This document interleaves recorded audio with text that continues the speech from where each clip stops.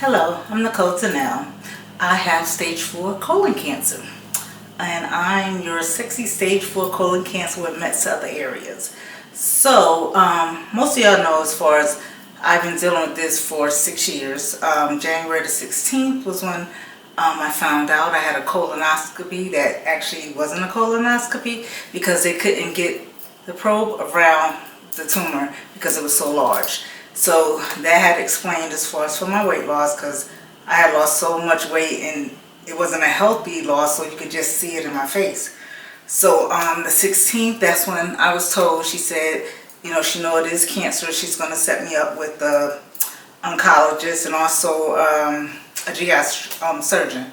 So on the 21st of January in 2020, I went and met my oncologist, Dr. Kirby Sabanin, and then I did I think it was MRI, and found out it had spread to my liver. So she never discussed it as far as saying that it was stage 4, but my friend La, she actually looked up everything and it said I was stage 4, which is fine because I was going to fight it no matter what.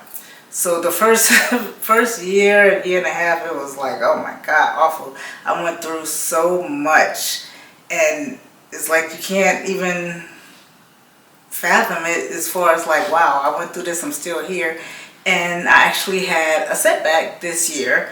My stomach had been bothering me in December and a little in November. I went to visit my mother in South Carolina, and I was in the bed every day. I think I was there for probably like 6 or 7 days. I did get up for Christmas. I got up for probably 3.5, 4 hours to talk to my brother-in-law, my sister, and my mom. Everybody else, it wasn't much, but everybody else had left. So after they left, my sister and her husband, I went, took my clothes off and got back in the bed. And so because I just didn't feel right, my stomach was bothering me. Even when I ate something, like I didn't want to eat it. So I had my PET scan this year, and it wasn't good. It wasn't awful, but it came back showing that I have tumors, new tumors. It had spread to my stomach and then also to my spine, my L3. So I decided to go back on the medicine that I was on when I first started, and then I think I had been on it again probably like 2-3 years ago, probably three, and it does what it needs to do. Now the side effects are awful, very awful. I do cry. I mean, I smile because that's me. I'm positive because that's me. I'm happy because that's me. But I do cry. I do be in a lot of pain. That I'm not going to sit there and record it. I'm sorry. If y'all want to see that, you have to go to the people that do that. I want to bring y'all as far as good things, good news. Even though I had a setback, I'm on the medicine that I chose, which the 5FU, I always get it mixed up, and oxyplatin, Avastin, and then some other smaller ones that I get, like just inject them. And I do have the port on the right hand side, so I get infusion. Also this past Thursday, my hemoglobin was down to a 7.2 or 7.6, which is very low. And my oncologist really doesn't like it to get over, under 9. But if it'd be like 8 something, closer to 9, like 8.6 or 7 is fine. But, I was very, like, exhausted, extremely exhausted. But I was thinking it was the side effects as far as me being back on the stronger medicine. But no, it was because my hemoglobin was low. So I did have a blood transfusion on Thursday. I usually go on Saturday, but Thursday was nice. I did, I'm usually there for probably like 6 hours maybe. I have to get 2 bags of, blood and everything. And I was feeling a lot better when I got home, but then I used up all my energy. So Friday, I had to go to the doctor. I was just so tired. I wanted to get back in the bed, but I had to go because they had to remove my machine, the portable one, because I have to do that 46 hours after I leave there. So I'm still getting chemo up until, Friday, from Wednesday to Friday.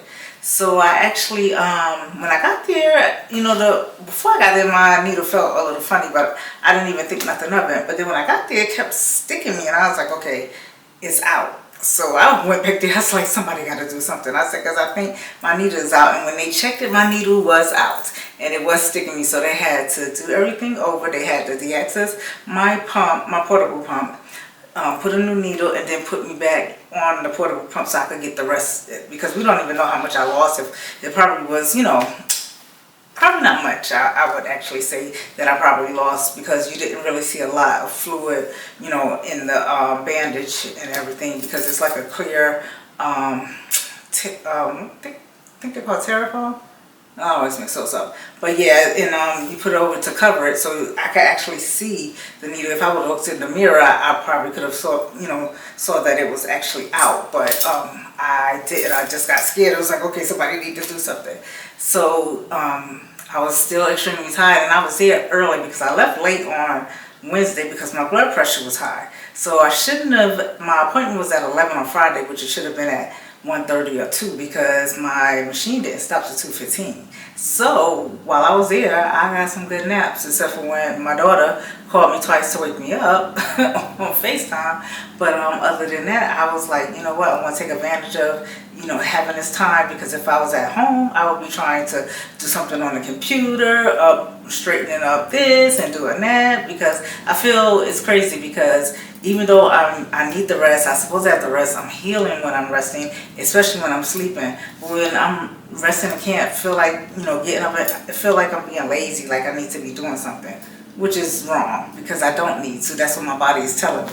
So guys, listen to your body. Make sure and be your own advocate, because I love my oncologist. We have a great relationship, but she had wanted to put me on this pill that she said was the same strength as oxyplatin. And I was like, will I be just on the pill, nothing else? She said yes. I said, no, I don't want to do that. I want to do this. And I ended up doing what I selected to do. So you have to be your own advocate, because I didn't want to be on that, because I had already been on 2 other pills, and they did anything. I'm sorry, they didn't do anything. They didn't help. They just, stuff was getting worse. So took me off the first one, put me on the second one, same thing. Took me off the second. Then I had one on the irinotecan, which is a little stronger, and also the Erbitux, which is a, oh God, I can't think of the word, but sorry, chemo brain has came back. I do take something for that, for my memory, to try to help it, because short term is awful. It did come back early, and it's funny because I was in a conversation with my best friend, and I was talking, and then I was like, what was I talking about? Like, I just forgot right in the conversation while I'm talking what I was talking about. And I was like, oh God, it's back. But I know that's one of the side effects, so I am trying to take the medicine. I think it's pronounced ginkgo biloba, which I've used that in the past when I was younger, but now I definitely need it. It does help. But I guess because the medicine is a lot stronger, it's like, okay, somebody's going to lose and somebody's going to win.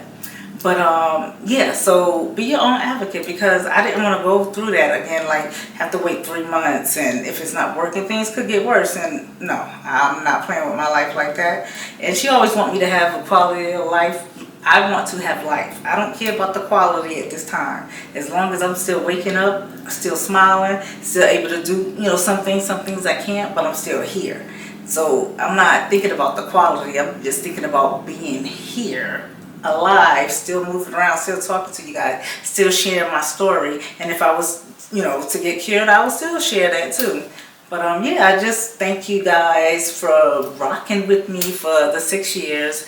And February the 5th was 6 years of me doing chemo. Also, it's my sister's birthday, who passed away from breast cancer almost, I think, this year made 3 years. So it was kind of bittersweet, because I'm glad I'm still here. And then, but she's not here, and that's her birthday, so I didn't put up anything that I said I was going to do. So I'm trying to put a collage as far as of the pictures that I took from the beginning of when I started to up to now. So I got a lot of up to now. I just got to go back in my files, because that's another thing. My new MacBook, for some reason, has erased both of my hard drives, my external. One, the 5 terabytes, what I would put everything on. And then the smaller Samsung, the T7, I would just put most of the stuff that I'm working on currently on there. So I woke up one morning, that was erased, the T7. Okay, got the software pull up some of the files. Some they still saying, oh, we can't pull them up because it's not saved correctly. And I'm looking, I'm like, it is. But you know how people want to get more money. So then, what else? So then this week, past week, I wake up and oh god, the 5 terabyte one is the G, I think it's the G Shock or something like that. Because you could drop it and it's good. But yeah. And so I don't know what's going on, but I have a lot of files that I need. And they were trying to tell me, oh, well, if you change your plan to this one, then we could do this. Like, no, I already have the Pro for a year. Why not offer that, you know, free for as far as the price? But so I got to try to figure it out. But yes, so that's what's been going on with me. January was a hard month for me because that's the first time I ever cried actually from a PET scan. And it's because I thought I was doing so well because, you know, I was looking well, but nope, that's not what was happening. But they did explain as far as the pain I was having in my stomach. But yeah, it was rough. It was hard. You know, I was feeling awful. Like I couldn't get out the bed. My mother was here for a week with me. She had to drive me. I put on my wig looking crazy. My sister was like, what's going on? It's like, if I went out like that, that means I was feeling like shit. Because I don't go out even to the store not looking all put together. But that week, I didn't give a damn. I just went and I was like, oh, because I had to go see my cardiologist and do all that. And so my heart is good, but my heart rate goes up.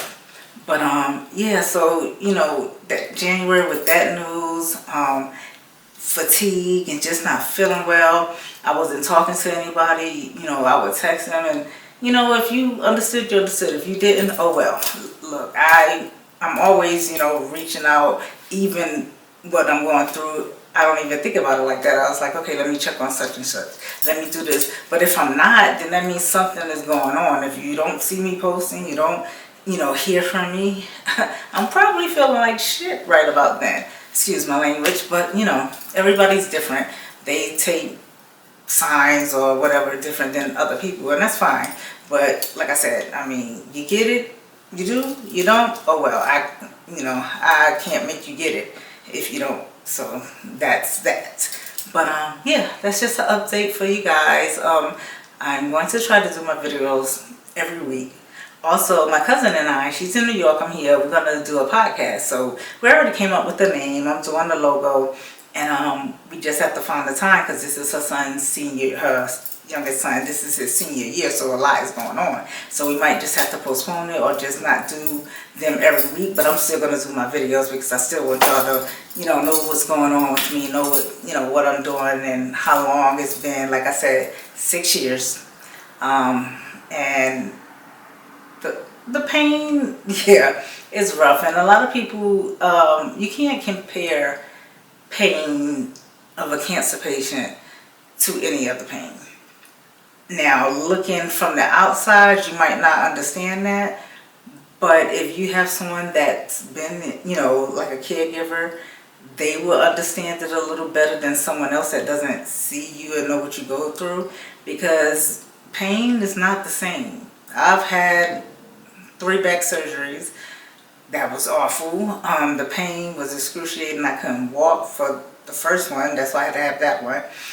The second one, the same thing happened. The third one, I was in an accident when I was living back in New York. And it reherniated one of my discs. So they was like, okay, we can't just, you know, keep on replacing the disc or putting the foam in. They said, you know, spinal fusion is your next option. So I did that, which I'm glad I did, because now with it being in my L3, it really couldn't go up because it's my L6 and my L5, and it might cover a little bit of the L4 as far as the plate and the screw. So thank you for that. You know, they kind of helped with that, because I was like, my spine, oh God, no, please don't do that. But yeah, and see, like now, what was we talking about? Because I forgot already. But oh yeah, so yeah, and when I was, like my dad, he would not be feeling well. No, let's say, like would get gout a lot. And I'm like, oh, Daddy, you just, you know, whatever. And when I was living back in New York before I moved here, I ended up getting it. And I was like, oh my God. My daddy really was in pain. I couldn't even walk on it. Luckily, I had crutches from when I had the spinal fusion. No, no, no, I didn't. That was a different surgery. But I had crutches, so I was able to, because it was snowing too that time in New York. I had to park up the block and then I had to walk down, but I couldn't walk on it. So I had to use my crutches to get there. And then like the next day, I was off. And the day after that, I had to take off because I'm like, okay, I can't stand on it, so I'm not going to be any good. I'm an assistant manager, so I have to be on the floor the whole time. And 98% of that time, you're standing up.